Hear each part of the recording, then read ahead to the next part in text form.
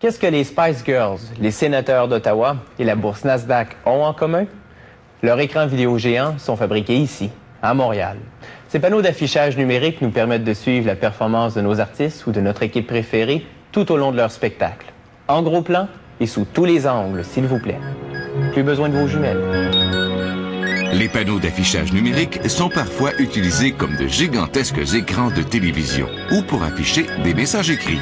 Ils possèdent des tailles diverses, allant de quelques mètres à plusieurs centaines de mètres carrés. La conception débute par les plans. Dessinés par des ingénieurs et des architectes, la centaine de plans requis est réalisée, entre autres, par ordinateur et nécessite entre 2 jours et 1 mois de travail. Des millions de minuscules lumières, des diodes électrolumineux, aussi appelés éléments, composent la surface de l'écran. Ces éléments sont fabriqués de semi-conducteurs de germanium, de nitrate de gallium et de silicone, recouverts de plastique.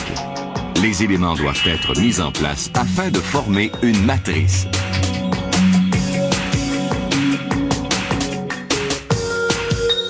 Pour s'illuminer, un élément ne requiert que 10 à 20 mA et possède une durée de vie de 150 000 heures. C'est à l'arrière des matrices qu'on place tous les fils et les différents branchements électriques. Selon la distance à laquelle l'image sera vue, l'espace entre les éléments varie entre 2,5 mm et plusieurs centimètres. Un employé effectue maintenant le branchement des fils électriques. Les fils doivent être solidement connectés pour résister aux secousses générées par le déplacement du panneau. Les matrices doivent fonctionner ensemble, nécessitant des contrôleurs qui envoient les informations d'une matrice à une autre. Chaque groupe de matrices contient donc son contrôleur d'image. Chaque matrice doit être alimentée en électricité et intègre son propre connecteur de 5 volts qui illuminera les éléments. Ces derniers sont rapidement allumés et éteints par modulation. Parfois, les matrices sont fabriquées en 2 morceaux, un supportant les éléments et l'autre possédant les composantes.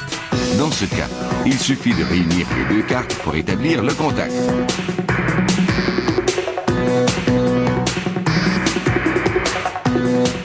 Maintenant, on branche le câble des informations qui allumera et éteindra les éléments. Chaque matrice contient 2 connecteurs, un qui l'alimente en courant électrique et l'autre qui véhicule l'information d'affichage.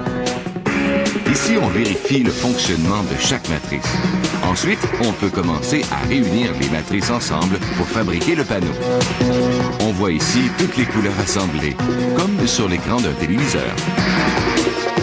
Les panneaux sont parfois installés dehors et sont donc vulnérables aux intempéries. C'est pour cette raison qu'on place cette bande de caoutchouc qui assurera l'étanchéité du module. Les matrices sont maintenant assemblées ensemble. Puis, 10 matrices seront réunies pour composer un module.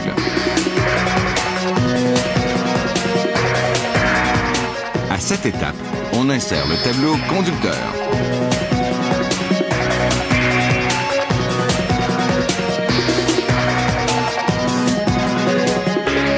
Les fils de branchement sont connectés.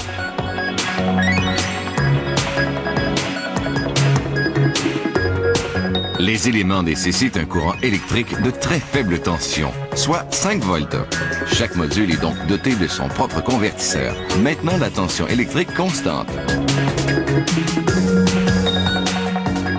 Puis on assemble tous les modules dans le support du panneau.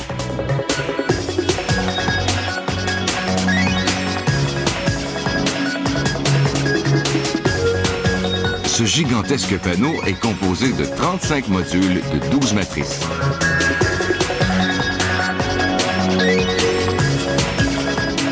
Le panneau est presque terminé. On évalue maintenant la couleur, la luminosité et la résolution de l'écran. Ce panneau fait de 120 000 diodes électrolumineux, a nécessité près de 3 mois de travail.